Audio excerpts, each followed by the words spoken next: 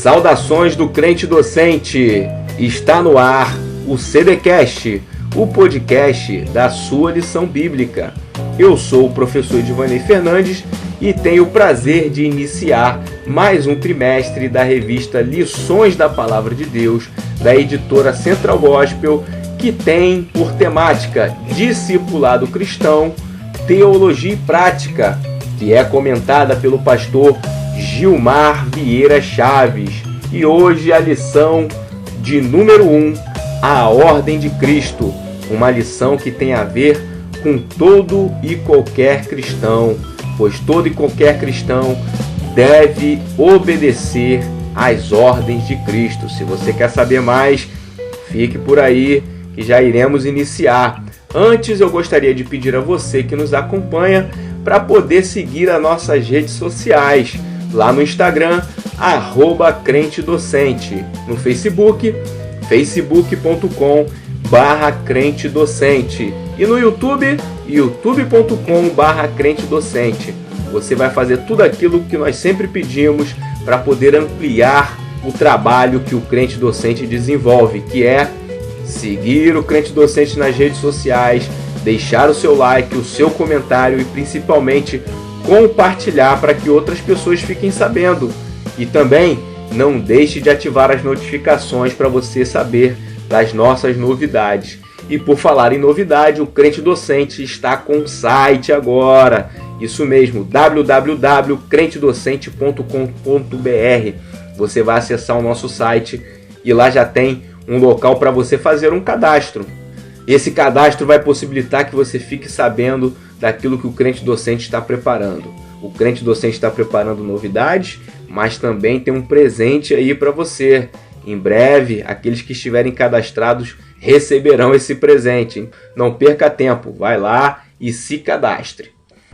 Sem mais delongas, lição de número 1, a Ordem de Cristo.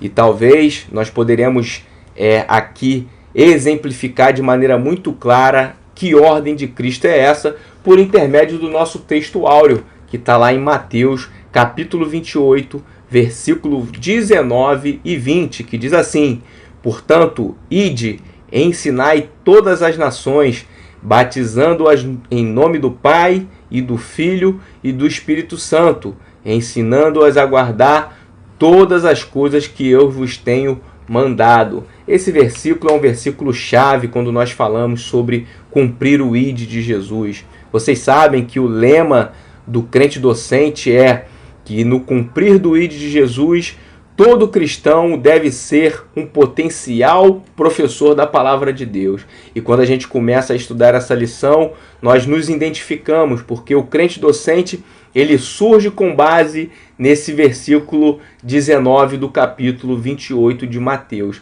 E eu tenho certeza absoluta que você que está aqui nos escutando quer cumprir essa ordem de Jesus. E se você quer cumprir essa ordem de Jesus, parece simples, mas você precisa de atitude, que é o quê? Ide, ensinai todas as nações, batizando-as em nome do Pai, e do Filho e do Espírito Santo. Você vai entender claramente, até por conta daquilo que está posto no texto bíblico básico dessa lição, que está lá em João, capítulo 15, do 1 ao 8, que eu poderia resumir claramente pelo versículo 5, dizendo: eu sou a videira verdadeira, vós as varas. Quem está em mim e eu nele, este dá muito fruto, porque sem mim nada podereis fazer. Eu sintetizaria essa fala do seguinte: se você quer cumprir a ordem de Cristo, de ir e ensinar e batizar pessoas em nome do Pai, do Filho e do Espírito Santo, você precisa estar em Cristo. Você estando em Cristo é a garantia de que você poderá dar fruto e que você poderá cumprir essa ordem de Cristo.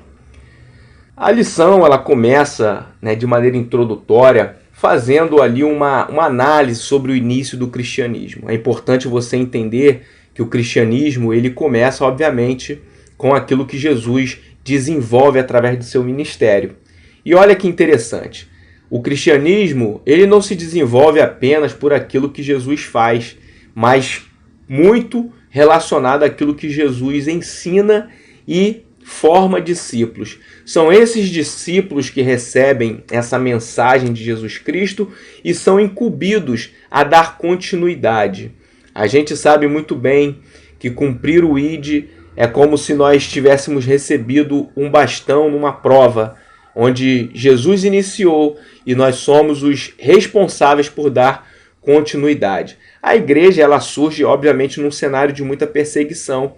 Então você imagina que hoje também não é diferente.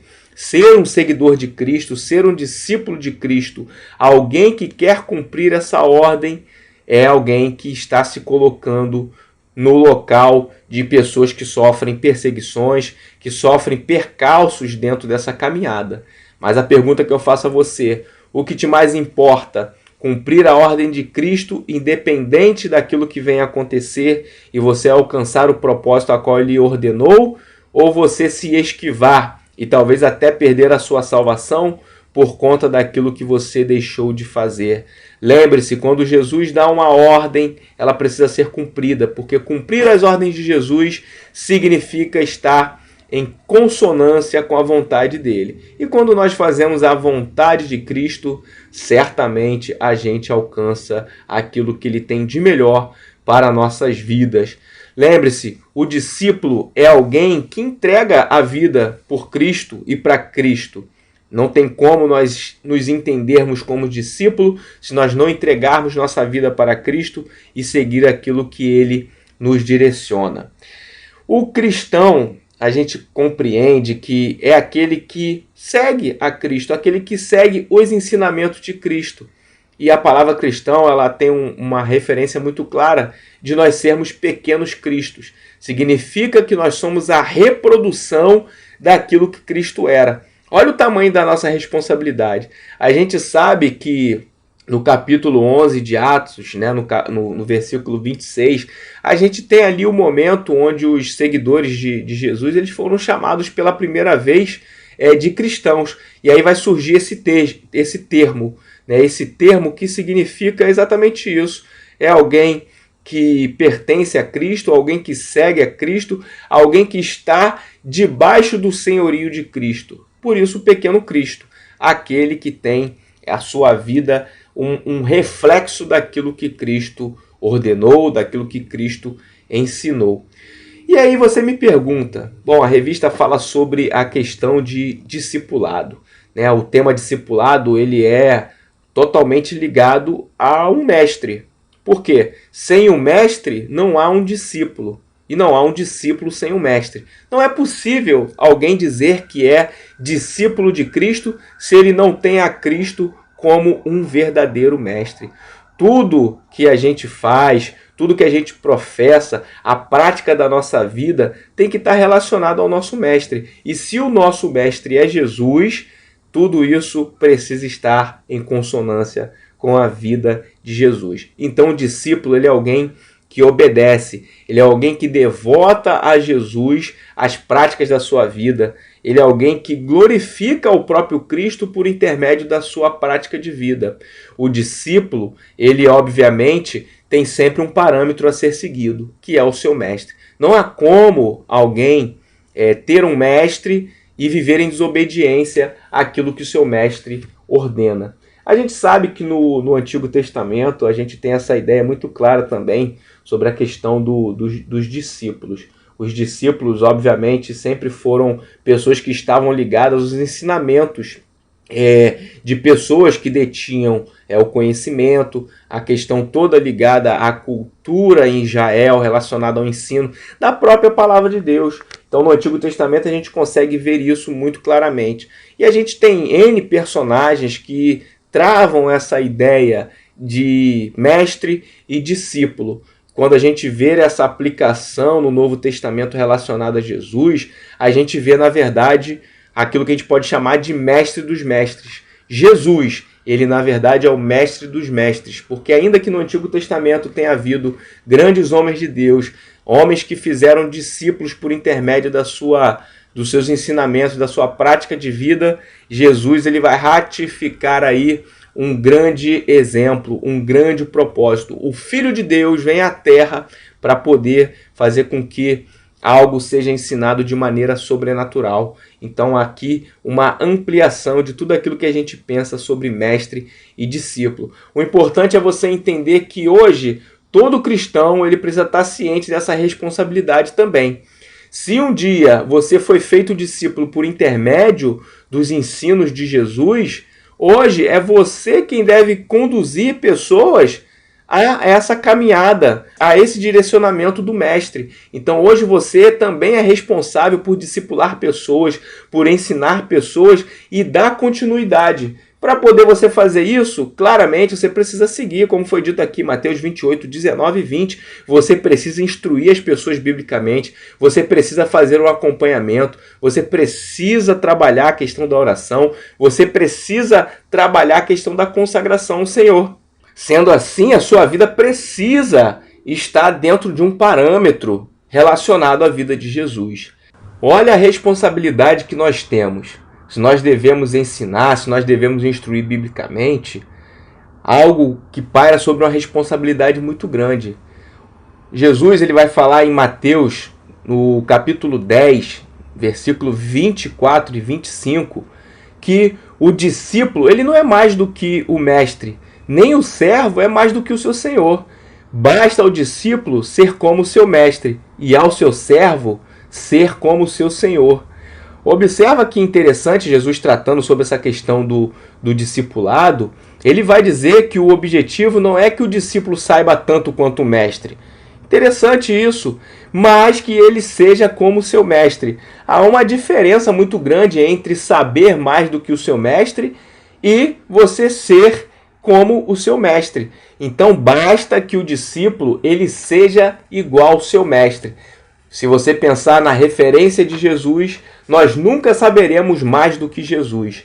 Mas obviamente nós podemos ser igual a Jesus nos seus atos, nas suas atitudes e tê-lo como referencial daquilo que nós devemos ter como a vida de santidade. Jesus, ele obviamente, ele paira num âmbito muito além daquilo que a gente possa imaginar. Como disse, ele é o mestre dos mestres. Jesus, ele é o mestre vindo de Deus. Foi reconhecido dessa forma, inclusive, por Nicodemos. Quando a gente lê o capítulo 3 de João, a gente vê isso. Nicodemos, ele vai reconhecer ali naquela conversa muito interessante, que cabe ali grandes análises muito interessantes relacionada à questão do novo nascimento. Nicodemos ali questionando Jesus acerca dessa possibilidade de nascer uma nova criatura. Ele vai, diante disso tudo, reconhecer que ele é o quê? Um mestre vindo de Deus. Alguém que recebe e que manifesta sinais que são sobrenaturais. Diante ali daquela situação, os alunos de Jesus, todos aqueles que tiveram algum momento com Jesus, eles podem perceber que Jesus ele era, de fato, um mestre vindo de Deus. Os seus seguidores, por ocasião, eles não seguiam a Jesus como seguem hoje. A gente percebe que às vezes as pessoas analisam, alguns artistas, algumas pessoas que têm fama, que são seguidos por pessoas. Mas lembre-se, Jesus ele não é como essas celebridades que torna pessoas fãs dele, pessoas que seguem os seus feitos única e exclusivamente por conta de uma questão de fama e de exaltação terrena. Os discípulos de Cristo, na verdade, eles vão crer que Jesus é o Salvador. Veja que paira sobre um âmbito muito diferenciado, não paira sobre a superficialidade. Você precisa entender que seguir a Jesus não é apenas criar atos religiosos, não é apenas criar um cenário religioso e litúrgico, mas é você saber que você está seguindo ao Cristo, o Salvador, aquele que possibilitou ao mundo a salvação, aquele que possibilitou a humanidade de redimir os seus pecados. Para poder a gente ir para a fase final dessa lição, a gente sabe que essa missão da igreja, ela tem algumas metas que devem ser colocadas em práticas. Porque aí você vai me perguntar, bom, eu já me entendo como discípulo de Cristo, eu já entendo que sou um seguidor de Cristo e entendo que Jesus é meu mestre. Mas aí, o que eu preciso desempenhar? Se você olhar, por exemplo, para a vida daqueles que estiveram ali ao lado de Jesus, que nós chamamos de apóstolos, a gente vai compreender que eles seguiam uma vida muito clara de rendição a Cristo, de ouvir principalmente os ensinamentos de Cristo, e eles, após a ascensão de Cristo aos céus, eles vão ter que dar continuidade. E para dar continuidade nisso, a gente vai ver algumas esferas de como a gente desenvolve, que aqui a revista coloca como metas da grande comissão. Então, esses que são comissionados ao ID de Jesus, eles precisam cumprir essas esferas que a revista aqui colocam para a gente. A primeira é a evangelização. Então, a evangelização, na verdade, é uma maneira de nós anunciarmos o evangelho. A evangelização é você fazer com que pessoas que ainda não professam a fé em Jesus Cristo, pessoas ainda que não conhecem, não entendem o processo de salvação, como isso se desenvolve, são as pessoas que precisam ser evangelizadas. Então a evangelização é o fato de que o cristão precisa agir evangelizando pessoas. Isso é, anunciando a palavra de salvação e anunciando o reino de Deus.